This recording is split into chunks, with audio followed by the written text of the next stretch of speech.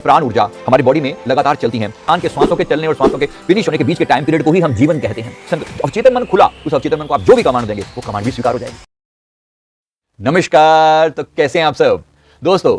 आज जो आपको टेक्निक मैं बताने जा रहा हूं एक बहुत ही पावरफुल टेक्निक है। अगर आप चाहते हैं कि आपका आलस्य दूर हो, आपकी बीमारियां दूर हो, आयु लंबी हो, दिमाग तेज हो और मनचाही इच्छाएं प्राप्त कर सके, तो आज का ये वीडियो आपके लिए है। एक बहुत ही सिंपल सी टेक्निक है जिसके द्वारा आप बहुत कुछ अपने अंदर बदलाव ला सकते हैं।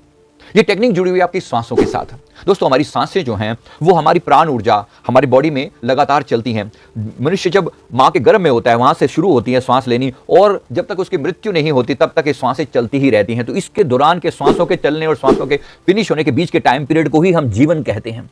तो जिस जीवन में श्वासें इतनी जरूरी हैं, तो इसी आप सोचिए ये श्वासों का कितना हमारे लिए महत्व है। और श्वासें हम एक लिमिटेड अमाउंट में लेकर ही आते हैं। परमात्मा एक लिमिटेड नंबर ऑफ ब्रीदिंग जो है हमें देता है। ऐसा सुना है, ऐसा ग्रंथों में पढ़ा है कि हमारी जो उम्र है वो श्वासों में काउंट की जाती है, न कि डेज या महीनों में।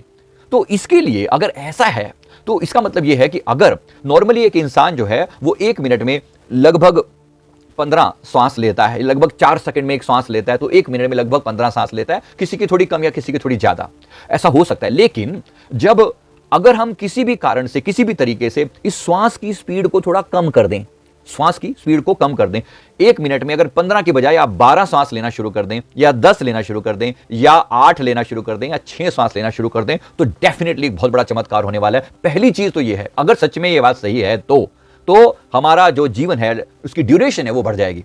और ये ड्यूरेशन अच्छी वाली होगी, मतलब बीमारियों के साथ नहीं होगी, ये ड्यूरेशन स्वास्थ्य के साथ होगी। और ये बात सच है, जितना मेरे गुरुदेव ने मुझे बताया है और इन्हें ग्रंथों में पढ़ा है कि हमारी उम्र जो है वो श्वासों के हिसाब से काउंट होती है। श्वास लिखवाकर आए थे परमात्मा ने, इतनी श्वास लेनी है, इतने इतने अरब, इतने करोड़, इतनी श्वास लेकर जाएंगे, और उतनी श्वास लेने के बाद जीवन पूरा हो जाता है। इसलिए अगर मैं श्वास की स्पीड को थोड़ा सा कम कर दूं तो डेफिनेटली जीवन की जो लेंथ है वो बढ़ जाने वाली है। तो कैसा रहेगा अगर हम श्वासों को थोड़ा स्पीड उनकी कम कर दें? तो क्या करने की जरूरत है? बस इतनी सी बात है। जैसे नॉर्मली श्वास लेते हैं, आप देखिए एक आम इंसान की श्वास कितनी होती है, वो 2 सेकंड में इनहेल और 2 सेकंड में एक्सहेल। यहां लिया और अभी अननोइंगली, बिल्कुल इसके बारे में हमारे अंदर कोई अवेयरनेस नहीं है, लेकिन हम ये श्वासों की जो ये स्पीड है इसी प्रकार चलती है आमतौर पर। और इसी में भी ये एक इरेगुलर पैटर्न रहता है, मतलब बहुत तेज, कभी बहुत धीमे, भाई कभी बहुत तेज, कभी बहुत धीमे, लेकिन स्लो नहीं होती, बहुत स्लो नहीं होती। जैसे अगर मैं इस श्वास की स्पीड को 1 मिनट में 15 से लेकर 12 पर ले आऊं, 15 से 12 पर ले आऊं, तो मेरी श्वास की स्पीड मुझे 5 सेकंड में एक श्वास लेनी है। इसका मतलब है थोड़ा सा मैंने ड्यूरेशन, थोड़ा सा गैप बढ़ा दिया। तो इनहेल करते हुए थोड़ा टाइम ज्यादा लिया और एक्सहेल करते हुए थोड़ा टाइम ज्यादा लिया, और हो सके तो दोनों श्वासों के बीच में थोड़ा रुक जाएं। कभी कभी रुक जाएं, हमेशा पॉसिबल आपके लिए नहीं होगा, लेकिन कभी कभी रुक जाएं कि श्वासों के बीच में थोड़ा सा गैप जरूर दें।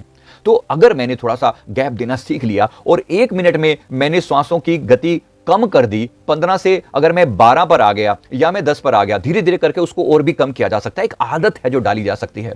और एक बात अच्छे से समझ लीजिए, जितनी आपकी श्वासों की स्पीड कम, उतने आपके अंदर विचार भी कम, क्योंकि ये दोनों चीजें कनेक्टेड हैं। श्वासों की स्पीड का विचारों से डायरेक्ट कोरिलेशन है। जितनी ज्यादा श्वासों की स्पीड कम, उतने आपके विचार भी कम। अब श्वास को रोक ही लिया जाए कुछ देर के लिए सही, तो डेफिनेटली उस समय में विचार भी गायब हो जाते हैं। जरा करके देख लेते हैं, बड़ा सिंपल सा प्रयोग है। श्वासों को अगर थोड़ी देर के लिए भी रोका जाए, प्रयास करके देखें। आखिर इस मशीनरी को भी कभी कभी तो रोक देना चाहिए ना। श्वास एक ऐसी चीज है जो कभी रुक ही नहीं रही है। बाकी शरीर के सभी ऑर्गन को कहीं ना कहीं रिलैक्स मिल जाता है, श्वास को कोई रिलैक्सेशन नहीं मिलता। तो इसको भी कभी कभी थोड़ी देर के लिए भी रिलैक्स कर देंगे ना, तो शरीर इतनी ज्यादा एनर्जी गेन कर सकता है जिसके द्वारा हम अपनी बीमारियां भी ठीक कर सकते हैं। तो श्वासों को कंट्रोल करने से जीवन जरूर बदलता है, डेफिनेटली बदलता है। आइए एक छोटा सा प्रयोग इसमें करेंगे इसी प्रकार से। तो श्वास, अगर इसका करना क्या है, सीधे बैठ जाएंगे, कमर की रीढ़ की हड्डी को बिल्कुल सीधा रखने का प्रयास करें।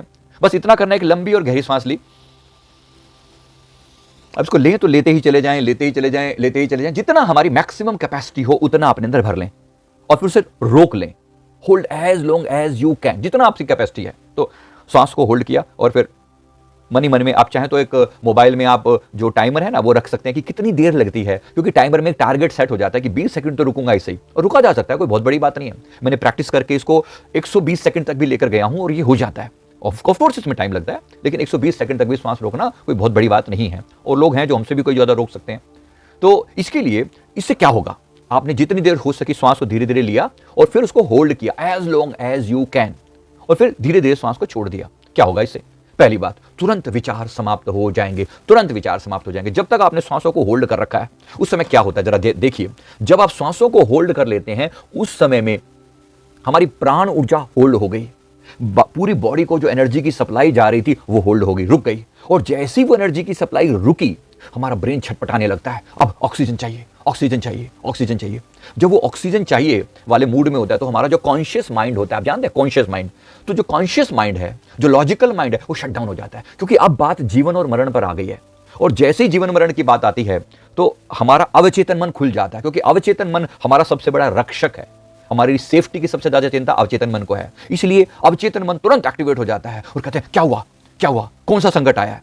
और जैसे ही आप उस संकट की बात करते हैं, संकट मतलब क्या, प्राणों पर संकट आया है, और जैसे संकट, अवचेतन मन खुला, उस अवचेतन मन को आप जो भी कमांड देंगे, वो कमांड भी स्वीकार हो जाएगी, डेफिनेटली स्वीकार हो जाएगी, व्हाई नॉट, जरूर स्वीकार। तो वो चीज मैनिफेस्ट होनी शुरू हो जाएगी। अवचेतन मन को अदरवाइज कमांड देने में हमें बड़ा एफर्ट लगाने पड़ते हैं। आपने अलग अलग टेक्निक सुनी है, राइट, विजुअलाइजेशन टेक्निक है, थोड़ा से इनपुट डालने की टेक्निक है, और अलग अलग तरह की वाइब्रेशन की टेक्निक है, अफर्मेशन टेक्निक है। लेकिन ये जो तरीका मैंने बताया आपको, ये तुरंत मैनिफेस्टेशन की तरफ आपको ले जाएगा, क्योंकि अवचेतन मन तुरंत आपकी बात को स्वीकार कर लेगा। अगर आपको उस समय कुछ भी और अफर्मेशन भी डालना है, कोई बुरी आदत छोड़नी है, तो डेफिनेटली कहिए अब मेरा हालत से बिल्कुल छूट चुका है। जब आपने श्वास को होल्ड कर रखा है ना, जितनी देर होल्ड कर रखा है, वो करने के बाद कहिए अब मेरा स्वास्थ्य बिल्कुल ठीक है, मेरा शरीर बिल्कुल स्वस्थ है, मेरा शरीर बिल्कुल स्वस्थ है, मेरे अंदर से आलस से बिल्कुल समाप्त हो चुका है, और मैं बहुत पॉजिटिव इंसान हूं, मेरा कॉन्फिडेंस जबरदस्त है। ऐसा अपने मन में कुछ भी, जितना आपके मन लिए पॉसिबल हो, उस बात को दोहराएं, रिपीट रिपीट। और जितना, जब आपने सांस को होल्ड कर रखा है ना, अवचेतन मन डायरेक्ट आपकी बात को सुन रहा है, और उस समय में जो चेंज लाना पॉसिबल है, वो सबसे जल्दी मैनिफेस्टेशन होगी। तो आपकी इच्छा पूर्ति भी होगी, आपकी मैनिफेस्टेशन भी उस समय में होगी, क्योंकि अवचेतन मन को डायरेक्ट कमांड मिल गई। तो कितनी सिंपल सी चीज से हमने अपना आलस्य समाप्त किया, हम अपनी बीमारियों को दूर कर सकते हैं, हम अपनी मनचाही इच्छाएं प्राप्त कर सकते हैं, आयु को लंबा कर सकते हैं, और साथ ही साथ दिमाग भी तेज होता है। दिमाग क्यों तेज होता है? क्योंकि ब्रेन में ऑक्सीजन का फ्लो चेंज हो जाता है, ब्रेन में ऑक्सीजन का फ्लो चेंज हो जाता है। तो जो पुरानी कार्बन डाइऑक्साइड वहां पे जमा हुई थी, वो सब निकल के क्लीन हो जाते हैं, हमारे फेफड़े क्लीन हो जाते हैं, इससे बॉडी डिटॉक्स आसानी से हो जाती है। तो ये बहुत ही पावरफुल चीज है। जितनी देर, अब कितनी देर करना है इस प्रयोग को? मैक्सिमम 7 से 10 मिनट डेली, बस इतना।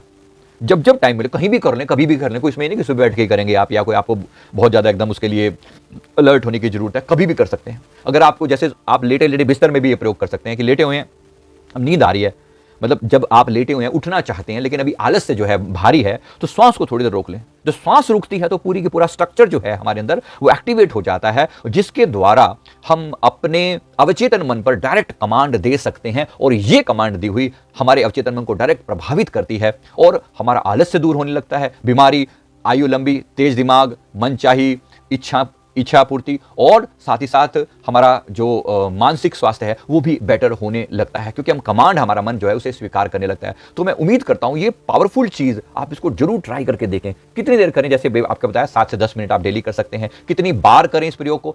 1 या 2 बार पूरे दिन में कर सकते हैं, और ये बहुत ही गजब का प्रयोग है, बहुत ही तुरंत रिजल्ट देने वाला प्रयोग है। तो मैं उम्मीद करता हूं ये पावरफुल टेक्निक आप जरूर थोड़ी देर के लिए ट्राई करके देखेंगे, और ये वीडियो कैसा लगा ये आप जरूर मुझे बताने वाले हैं, कमेंट करके जरूर बताइएगा। थैंक यू वेरी मच, बहुत बहुत शुक्रिया।